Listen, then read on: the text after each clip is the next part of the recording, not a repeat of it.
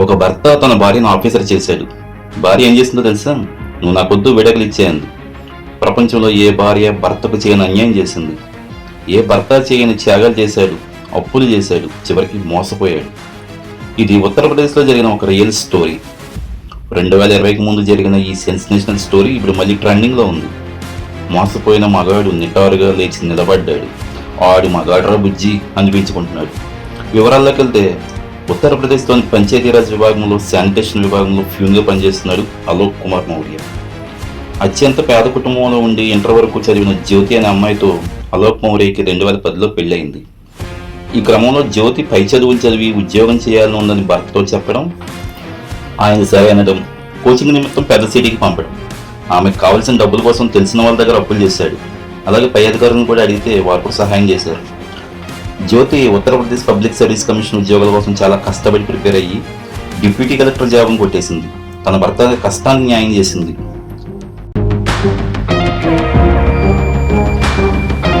వీరికి 2 అమ్మాయిలు పుట్టారు. వారు చదువు, అలాగే అలోక్ మౌర్య ఉద్యోగం, ఈ 2 విషయాల దృష్ట్యా పిల్లలు తండ్రి ఒకే చోట ఉండిపోయారు. జ్యోతి మౌర్య తన ఉద్యోగ రీత్యా యూపీలోని 10 పట్టణాలకు ట్రాన్స్ఫర్ అవుతూ చివరికి లక్నో వచ్చింది. ఈ క్రమంలో భర్తని, పిల్లల్ని పూర్తిగా మర్చిపోయింది. ఒక పోలీస్ ఆఫీసర్ మనీష్ దుబేతో ప్రేమలో పడి అక్కడే సహజీవనం మొదలుపెట్టారు. ఇది ఎలా ఉంటే, అమ్మని చూడాలంది అన్న పిల్లల్ని వెంటబెట్టుకుని భార్య దగ్గరికి వచ్చిన అలోక్ మౌర్యకి తాను చూస్తున్న బెడ్రూమ్ సన్నివేశం షాక్ గురి చేసింది. కాళ్ల కింద భూకంపం వచ్చినట్లయింది. వెంటనే కోపంతో వాళ్ళిద్దరిపైకి వెళ్ళాడు. కానీ వారిద్దరూ తిరిగి అలోక్ పైనే అటాక్ చేశారు. జ్యోతి మౌర్య అయితే, నువ్వు ఫ్యూన్వి నాకొద్దు, నీకు విడాకులు ఇచ్చేస్తాను, వెళ్ళిపో అంది. తను కష్టపడి చదివించిన తన భార్య నోటి వెంట ఈ మాటలు వినలేకపోతున్నాడు. సారీ అండి, క్షమించండి అని అంటుందేమో అనుకున్నాడు. చివరికి తనే పిల్లల కోసం బతిమాలుకున్నాడు. జ్యోతి కనికరించలేదు. పైగా ఎదురు భర్త మీద వరకట్న కేసులు లాంటి తప్పుడు కేసులు బనాయించి జైల్లో వేయించి చంపుతానని బెదిరించింది. జైలు నుంచి బెయిల్పై వచ్చిన అలోక్ గుండె రాయి చేసుకుని తన భార్య, ప్రియుడు ఇద్దరి వాట్సాప్ చాటింగ్లు, సన్నిహితంగా ఉన్న వీడియోలు సేకరించి సీఎం యోగి ఆదిత్యనాథ్ నిర్వహించే జనతా దర్బార్లో కంప్లైంట్ పెట్టాడు. ప్రభుత్వం శాఖాపరమైన చర్యల్లో భాగంగా వారిద్దరిని సస్పెండ్ చేసింది. దీంతో జ్యోతికి మరింత కోపం వచ్చి తన భర్తపై మళ్లీ కేసు పెట్టింది. ఫోన్ ట్యాపింగ్ చేస్తున్నాడని కేసు పెట్టి మళ్ళీ జైలుకి పంపింది. ఇది 2020కి ముందు దేశం మొత్తం ట్రెండింగ్ అయిన ఒక రియల్ స్టోరీ. కట్ చేస్తే, అలోక్ మౌర్య ఇప్పుడు కలెక్టర్ అవ్వడానికి ఒక అడుగు దూరంలో ఉన్నాడు. అందుకే ఇప్పుడు మళ్ళీ ట్రెండింగ్ న్యూస్ అయింది.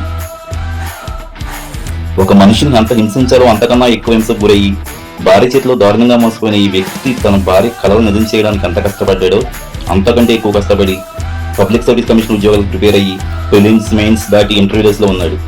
ఇక్కడ ఇంటర్వ్యూ ప్యానల్ ఎటువంటి ప్రలోభాలకు లొంగకుండా నిజాయితీగా ఉద్యోగం ఇస్తే అలోక్ మౌర్య వారి పిల్లల భవిష్యత్తును కాపాడిన వారు అవుతారు.